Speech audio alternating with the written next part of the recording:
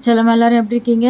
இன்றைக்கி பப்பாளி பழம் ஸ்நாக்ஸ் மாதிரி 11 மணிக்கு கொடுக்கறதுக்கு ரெடி பண்ணி தோல் சீவி பீஸ் போட்டு கொடுத்துட்டேன். அடுத்தது வந்து ஜீரகம் மொத்தமாகவே வறுத்து பொடி பண்ணணும். அதனால ஜீரகம் வறுத்து பொடி பண்ணிட்டேன்.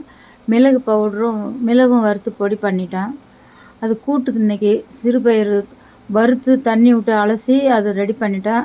புடலங்கள்லாம் கட் பண்ணி அதில் 2 வெங்காயம், 1 தக்காளி, ஒரு 3 மிளகா கட் பண்ணி போட்டேன். இந்த புடலங்காவும் அந்த பருப்போடு வச்சு மஞ்சத்தூள் எண்ணெய் விட்டு ஒரு 3 விசில் விடணும், குழஞ்சிரும். அடுத்தது தேங்காய் பெருஞ்சீரகம் பொடி பண்ணி அந்த கூட்டுக்கு வச்சுக்கணும். ரசத்துக்கு தக்காளி அந்த புளியும் வேக வச்சுக்கிட்டேன். ரசம் தாளிக்கிறதுக்கு தேவையானதெல்லாம் ரெடி பண்ணி எடுத்துக்கிட்டேன். ரசம் பவுடரை தான் எடுத்துக்கிட்டேன்.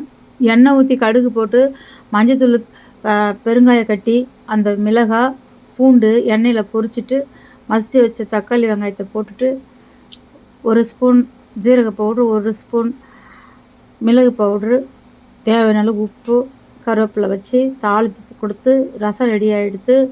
இப்போது இந்த கூட்டு தாளிக்கிறதுக்கு ரெடி ஆகிடுச்சு. தேங்காய் பூவு, பெருஞ்சீரகம், கருவேப்பிலை எல்லாம் மிக்சியில் குறன்னு ஓட்டி நல்லா கருவேப்பிலை வந்து பிச்சு போட்டு தாளிப்பு கொடுத்து இந்த கூட்டு கடைஞ்சி ரெடியாக இருக்குது. அதில் வச்சுக்கிட்டேன். அடுத்தது இந்த கூட்டில் வந்து அப்பளம் போடுவேன் நான். அம்மா அப்படி தான் செய்வாங்க. அப்பளம் போட்டோம்னா டேஸ்ட்டு சூப்பராக இருக்கும். எங்கள் பிள்ளைக்கு இந்த அப்பளம் போட்டு கொடுத்தோம்னா அவன் விரும்பி சாப்பிடுவாப்புல. அதனால் நான் இந்த ஐடியா பண்ணி அப்பளத்தை பொரித்து நொறுக்கி அந்த கூட்டில் வச்சுட்டு நெய் விட்டு பரிமாற வேண்டிதான். அவ்வளோதான்டா. உப்புலாம் போட்டு உப்பு வந்து இன்னும் போடலை. உப்பு வச்சு கிளறி கொடுத்து இறக்கணும். அவ்வளோதான்டா.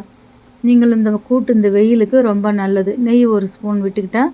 இந்த கூட்டு அவசியம் சாப்பிடுங்க செஞ்சு. உப்பு தேவையான அளவு வச்சாச்சு.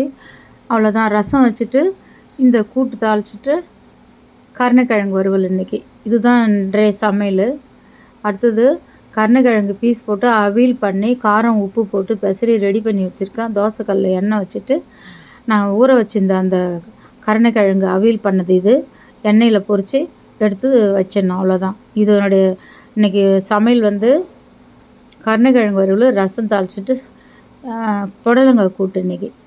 நீங்கள் இந்த மாதிரி இந்த வெயிலுக்கு இந்த மாதிரி செஞ்சு சாப்பிடுங்க. அந்த புடலங்காய் ரொம்ப நல்லது.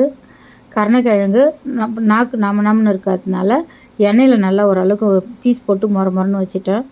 நீங்கள் அந்த மாதிரி செஞ்சு கொடுங்க. பிள்ளைங்க விரும்பி சாப்பிடுவாங்க. கருணைக்கிழங்கு உடம்பு ரொம்ப நல்லது. பயோடச்செல்லாம் அடுத்த வீடியோவில் பார்க்கலாம்.